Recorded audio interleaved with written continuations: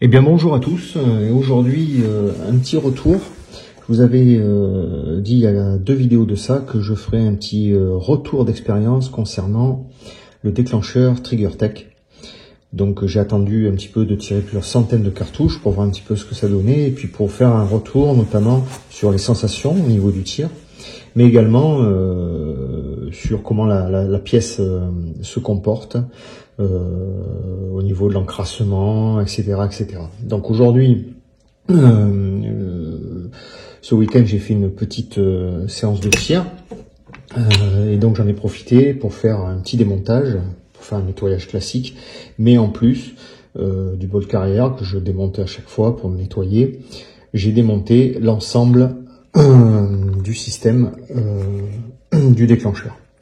Donc comme vous pouvez le constater, dans le lower il ne reste plus rien du tout, hein, donc j'ai complètement démonté le système de détente. Donc on va voir ça ensemble.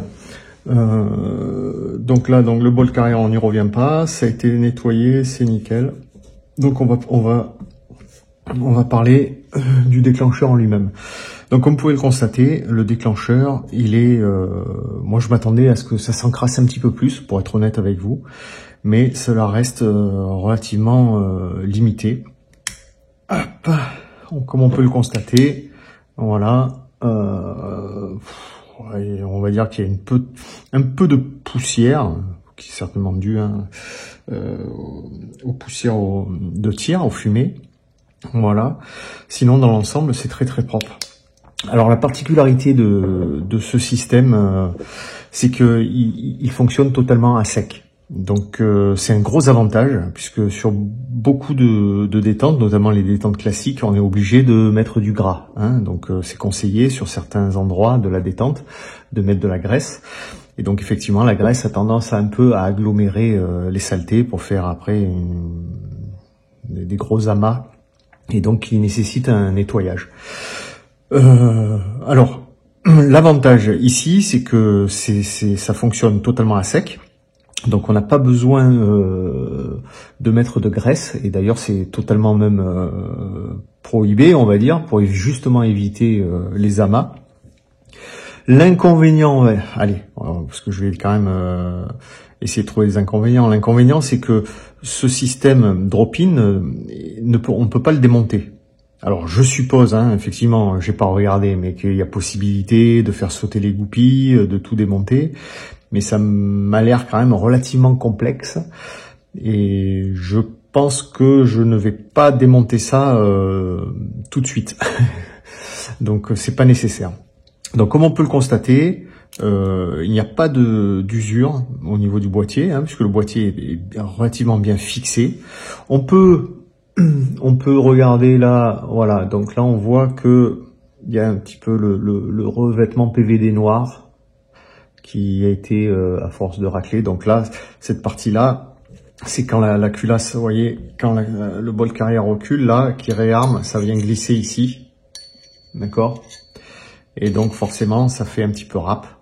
Et donc le revêtement PVD est un petit peu parti. Par contre, il n'y a absolument, vous ne sentez absolument rien, c'est relativement lisse, comme si c'était poli, hein. Quand vous passez le doigt, vous ne sentez rien du tout.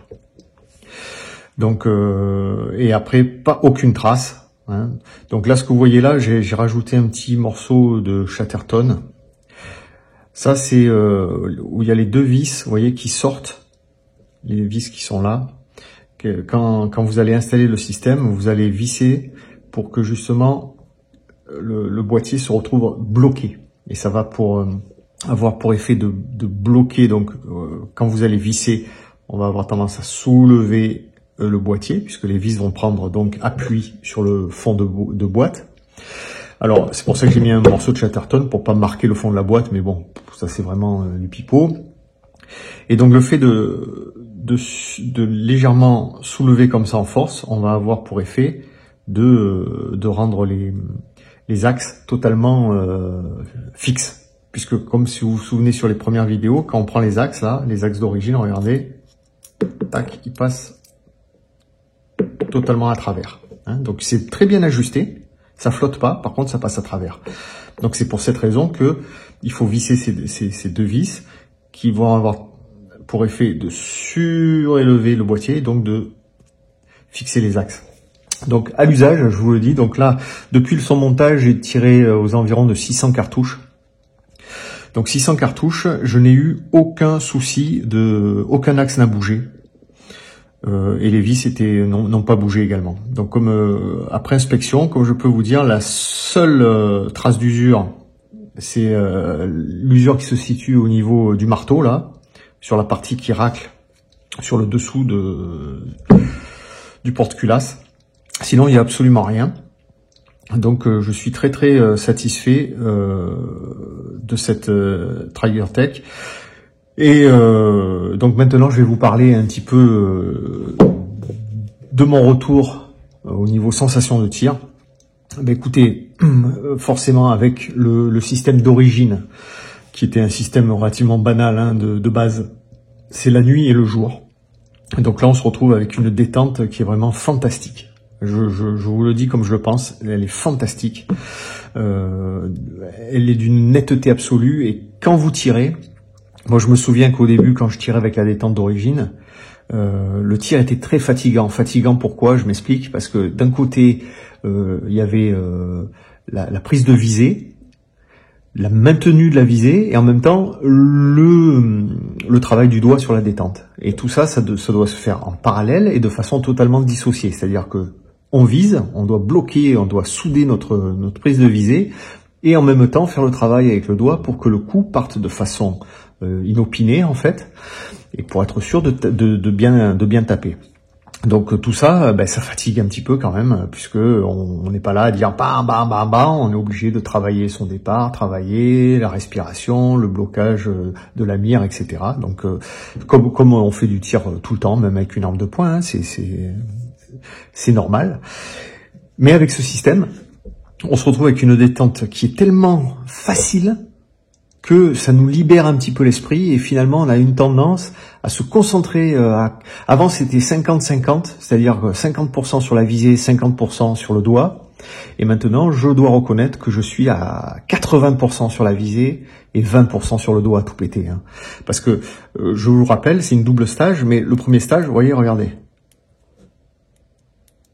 Voilà, donc en fait, dès que vous arrivez, que vous mettez votre doigt, vous êtes sur la bossette, sur le mur. Voilà, là j'y suis, tac. C'est incroyable. Et après, donc, on a, tac, à peine, et ça casse. Vraiment, on a l'impression que vous prenez une baguette en bois ou même une tige en verre et que vous faites, tac, que vous pétez. Ça claque net, précis, il n'y a aucun problème. Au niveau du reset, il est tellement court, je vous dis honnêtement, que ce qui se passe, c'est que quand vous tirez, eh ben, votre doigt, avec le recul de l'arme, il se soulève légèrement de la queue de détente, même de façon, on s'en rend pas compte, et ça fait que du coup, vous êtes déjà, vous dites, il faut que je relâche mon doigt pour prendre le reset, mais non, en fait, il est passé le reset déjà. Donc, vous pouvez enchaîner les tirs rapides, mais c'est incroyable, incroyable, incroyable. Donc moi, finalement, je l'ai réglée assez légère. Donc je rappelle pour ceux qui n'étaient pas là, qui n'ont pas regardé les premières vidéos, que la particularité de ce système, c'est qu'on peut régler effectivement. Alors le premier stage, il fait à peu près 100 grammes, je crois. Donc vous voyez qu'il est très souple. Mais par contre après, là, elle est réglée très légère, c'est-à-dire elle doit être à moins d'1 kilo. Et pourtant, vous voyez, je peux tranquillement aller chercher la bossette, le mur. Tac, voilà. Je suis bloqué, j'ai plus qu'à faire un chouïa et ça part. Et donc, tout ça pour dire que je l'ai réglé légère, parce que j'en avais envie, et puis vu l'utilisation, là, pour l'instant, je fais du tir en appui, donc j'ai pas nécessité d'avoir plus lourd. Mais c'était aussi pour enlever les doutes au niveau du réglage. Parce que quand on a une détente réglable, il y en a beaucoup qui disent, oui, ce qui est réglable se dérègle. Effectivement, ces personnes-là n'ont pas tort. Mais il faut savoir, hein, comme je le dis, on a plein de systèmes qui se règlent autour de nous, hein, et qui se dérèglent pas forcément. Hein, je veux dire, une fois qu'on l'a réglé, on l'a réglé. Hein, et donc là, après 600 cartouches, ça n'a pas bougé d'un chouïa. Hein. Donc je vous rappelle que cette vis, elle est facettée au bout et elle est prise dans. En fait, c'est voilà, elle a comme un mets-plat dans une tête qui possède des encoches. Et donc il y a des clics, clic, clic. Et donc, en fait, j'ai du mal à voir comment, sans y toucher, on pourrait ne serait-ce que bouger d'un clic. Moi, je vois, ça n'a pas bronché. En 600 cartouches, ça n'a pas bougé d'un pet.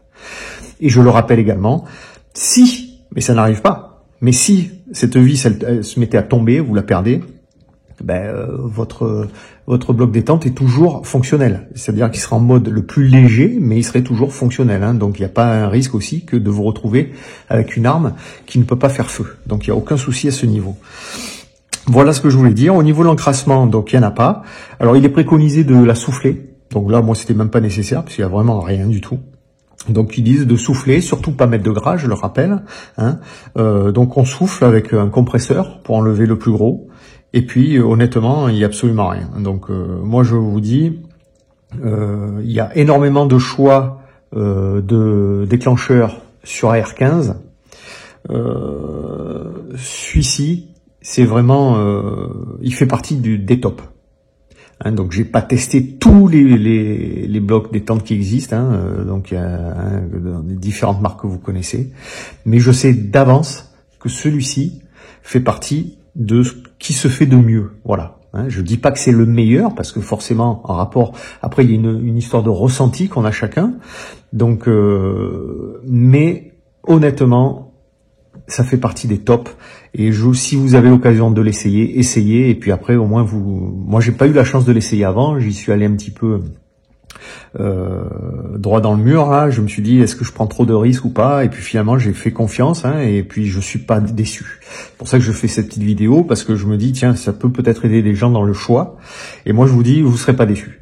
Sachant que si vous changez d'arme, vous changez d'AR15, vous changez quoi que ce soit, hop, vous pouvez récupérer, vous remettez votre arme que vous vendez par exemple avec sa détente d'origine, ça vous le récupérez, vous mettez dans l'autre AR15 et puis c'est reparti. Donc c'est un investissement parce que c'est vrai que les armes, c'est bien beau de faire des modifs, mais après quand on la vend, toutes les modifications, l'argent mis dans les modifs est perdu en fait, parce qu'on peut pas, à part certaines modifs qu'on arrive un peu à gonfler le prix, mais sinon dans la majorité des cas déjà l'arme en elle-même elle a beaucoup perdu, donc l'un dans l'autre on ne s'y retrouve pas.